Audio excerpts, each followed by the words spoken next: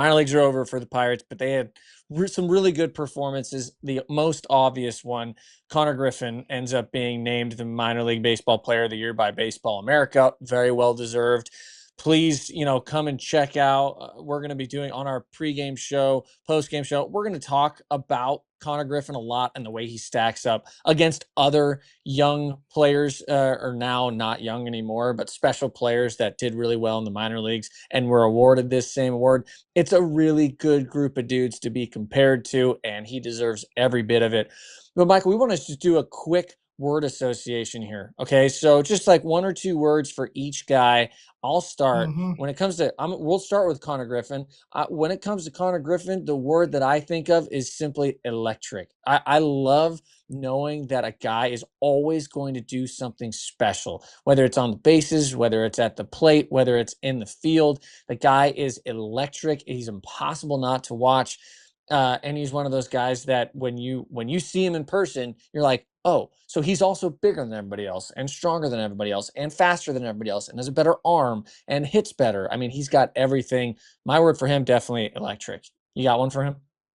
Yeah, Witt, as in he brings the Bobby Witt Jr. effect into every reality because this guy's a Wow. five-tool player, probably a six-tool player when you think about his character, his morale, and his makeup. And I remind everybody, like, this guy's bigger. He's stronger. He's more physical. And to your point, he has a better Yeah. arm. I mean, this guy was throwing 95 to 98 off the mound, and he's a competitor.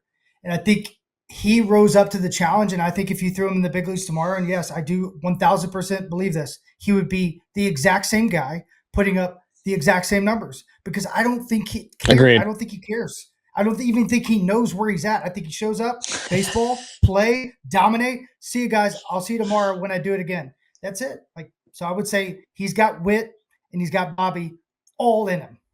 He's got more than that. Love it. Love it. Absolutely correct. All right. Next, Esmerlyn Valdez, double A. He's only ranked the 15th overall prospect, but the guy can hit. He can hit 26 homers this year and 896 OPS overall for the season. My word here is very simple. It's kind of boring, but it's power. The Pirates have been lacking power, and this guy hits homers. That is just what he does. He's a good hitter as well, but there is swing and miss. He's got a big swing, and he's really good at lifting the ball. The Pirates are sorely lacking power. Esmerlyn Valdez is a guy, that's what his whole hitting is based around, and he's had success hitting with power in the minor leagues, something the Pirates definitely need right now, Michael. Yeah, I would say ferocious. Does that work? Mm, And the reason why I yeah, say that is we need that presence in the lineup. Jack Sawinski had that presence for a while, where no matter how they're doing, where they're at, when they're in the lineup, you circle their name and say, I can't miss to this guy. So it's in their head. And if that's yeah, there in our lineup right now, it changes our entire dynamic of the lineup and everybody's numbers creep up. And we haven't had that for a while. We've not had a Garrett Jones type of player in a long time where if he got 340 at bats, he's probably get 17 to 20 homers, and that's the right. guy I think he could be. But I think he could be possibly a guy. I haven't looked into him enough defensively, but if he can drop 20 plus homers, you're talking about a special being in our lineup because we haven't had any guys do this in the minor leagues for a long time. Yeah, More than agreed. one. Uh, Next, we got a guy who's currently in the major leagues, actually making his first start later today, I believe. Rafael Flores. Rafael Flores. This one for me is pretty. Sorry, first start behind the plate today. My bad. Ooh, he's starting behind the plate. My Let's my go. first my first word when I think of Rafael Flores is hitterish. Hitterish. Mhm. There's this word doesn't really mean all that much. Rafael Flores, 6 home runs this year in Indy since he got traded over. When you watch him take at bats, he doesn't look overmatched. He looks comfortable. It looks like he has a plan. Obviously, doesn't always work because hitting is really hard. But to me, when I watch him hit, it looks like he is in control of the situation. For me, hitterish. That's what we got from Rafael Flores. What about you, Michael? Um, Victory in the floor. I want this guy to have a really high floor. I see the ceiling. I see what he could be. I see exactly what you're saying, which is giving me all the hope in the entire world. I want to see him catch today. I want to see that floor be Mm, high enough back there to where he's a valuable number 3, and I want to see the floor high enough so he can be a valuable first base option. So we can get enough at bats so that big body can move right. So we've seen that they've been right. rotating guys in and out, not getting at bats. He had a pinch hit double the other day. This guy does have a great brain on him. He does have a great approach, and I just want to see that floor be high enough to where he can get that opportunity, because they're searching to find that fill, and it's very difficult to hit at the right time, to make it work at the right time. If you do, you're one of few. And that's what they're trying to do right now. So I hope it's him, and I hope that floor's high. Love that. Let's go to Termarr Johnson. Ended up hitting 272 this year, 745 OPS. Not quite the offensive numbers that you're looking for out of a guy, but still, I mean, he's still super young, 21 years old now. So Termarr Johnson's interesting for me because it's hard to say this without sounding silly. I'm going to have to explain it, but I'm going to go under the radar. Okay. Because at first he Agreed. was the biggest deal and everybody wanted to talk about Termarr Johnson and how amazing he was going to be in his hitting tool. And then for the last 2 years, it just hasn't really worked out. And he's fallen off of everything. He's fallen off of, prospect lists, top 100, all that stuff. He's been falling down consistently over the last 2 years.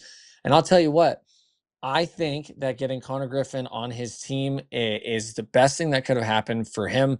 Not because he needed a push or anything, but just because he saw, there is a possibility. There's a way to do this in the minor leagues that can prepare you for what you're going to see in the big leagues. And I think Konnor Griffin's kind of his presence and who he was, just coming up all the way up to Double-A and immediately being the guy on that team. I think if you're Termarr Johnson, you want to be known as good as with Konnor Griffin. You want to be in that same level of play. That's what he's trying to be. And I think that with this happening and hopefully both of them starting next year in Triple-A, especially Termarr with the way he finished off the season, I can't wait to see him kind of explode and he gets back on those lists. He starts putting himself back on the radar. But right now, I think he's going to be one of those guys that ends up playing really well. And we're all going to look back on this like, did we really think that he wasn't good in the minor leagues just because he had 2 not so great years? So for me, that would be under the radar for Termarr Johnson. What do you got?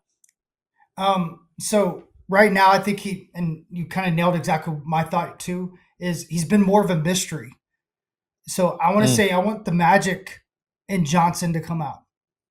I want to see Hey. him be more like that actual player. I know it's basketball, but where he's the guy that sets the tone. He's the energy guy. He's the guy that's dishing it here, dishing it there, and doing the things that I've seen him do in the past to win a gold medal, to impress every scout. This guy understands the game.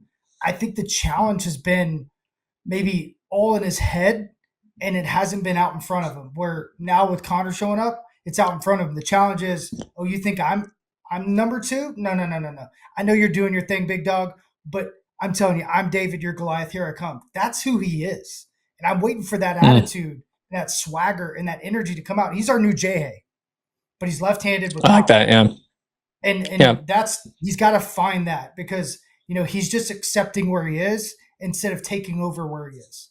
He's the guy that's going to Hmm. have the big brand. He's the guy that's going to be out front. He's the guy that's going to give the fun interviews, and he's got to own that. So that magic needs to come. And I think we've missed a player like that. I think it's a huge missing piece on our team. I'd love Uncle Larry to come back, but that's not where Kutch is, right?